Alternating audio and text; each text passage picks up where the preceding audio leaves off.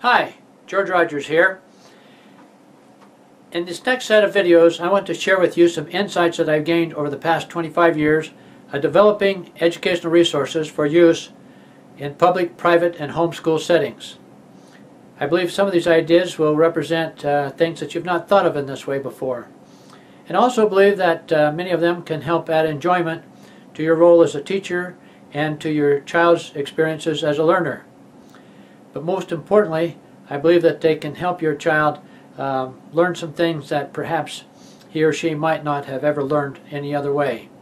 So in the words of Dumbledore, tuck in and enjoy. This is our last video in the series on how to find and select homeschool curriculum that's best for you and your child. In this video, I want to share with you my answer to the question, what essential virtues do children need to learn and why? During World War II, the annual report to the Board of Overseers of Harvard University on January 11, 1943, stated that the primary concern of American education today is to elevate in the largest possible number of our future citizens an appreciation of both the responsibilities and the benefits which come to them because they are Americans and are free. As Americans, we frequently concern ourselves with the rights of citizenship and are quick to claim its benefits. But just as frequently, we fail to concern ourselves with its responsibilities. Yet the freedoms we so highly prize are entirely dependent upon the responsible exercise of the rights we claim. Responsibility is about taking ownership of our choices and actions. It consists of the ability to act, the right to act, the duty to act, and accepting accountability for our choices and actions. Thus it is that only by taking personal ownership of our thoughts, feelings, and actions are we ever able to achieve our full potential. Benjamin Franklin wrote, "There is no happiness but in a virtuous and self-approving conduct." In the same place he also wrote, "What is without us has not the least connection with happiness, only so far as the preservation of our lives and happiness depend upon it." Unfortunately, all too many look for self-respect in the approval of others, often by doing things they cannot approve of themselves. But in the nature of things, self-respect can only be found within, and only then as a result of a virtuous and self-approving conduct. Self-understanding is perhaps the first step in achieving self-respect. To achieve our personal potential, it is important to understand two things, our strengths and our weaknesses. Strengths are what we must build on. Weaknesses are what we must build around. A healthy degree of self-denial is also an essential element in self-respect. We all want things that would not be good for us if we got them. It is nearly impossible to do something you know is not good for you and still have self-respect. Indulging in harmful activities and substances creates feelings of weakness and guilt, while denying ourselves these things creates feelings of strength and of freedom. Another important source of self-respect is self-reliance, the ability to rely on oneself. Self-reliance requires the exercise of initiative and industriousness. It also requires a large measure of independence. Finally is the principle of selflessness.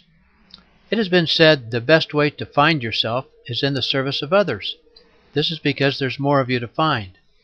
Few things can build self-respect better or faster than doing good to others. How important it is for young people to learn these important principles of self-respect while early in their youth.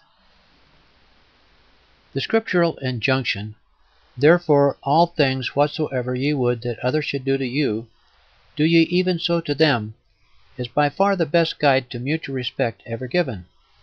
Known as the Golden Rule, it has been endorsed by philosophers of all ages.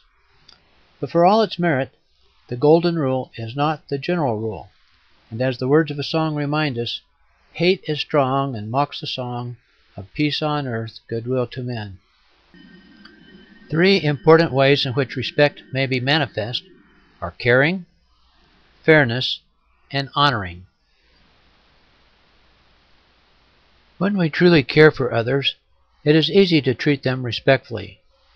While it is far easier to care for others when we feel they care for us, Becoming a caring person is something we can choose to do independently of what anyone else does. Fairness is a commitment to play by the rules, to treat others impartially, and to be just in our relationships with others. This is another way in which we manifest respect for others. Caring is a prerequisite to fairness. Only caring people will choose to be fair in their dealings with others. Honoring the personal and property rights of others is perhaps the highest manifestation of respect. Obviously, caring and fairness are prerequisites to honoring the rights of others.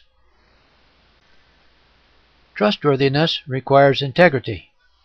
Integrity means to be whole and complete, stable, sound, reliable, unimpaired, in good working order. Anything in this condition may be considered trustworthy. What a wonderful word! Trustworthy means to be dependable and reliable, worthy of trust. It means to be safe, honest, and true, something to be counted on. The most important message we want to communicate to youth are the many benefits of being trustworthy. Trust is the basis of all human relations. It is the foundation on which freedom rests. To the extent that there is a lack of trust, there must be laws to protect us. To the extent there are laws to protect us, there is a loss of freedom.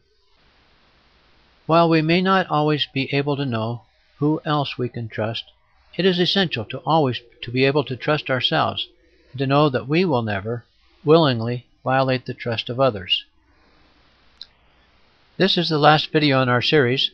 If you have found this video helpful and would like to receive other videos in the series on how to select a homeschool curriculum that's right for you and your child, go to www.homeschoolcurriculumfaq.com. That's homeschoolcurriculumfaq.com. Thanks for joining in, and best wishes in your homeschooling venture.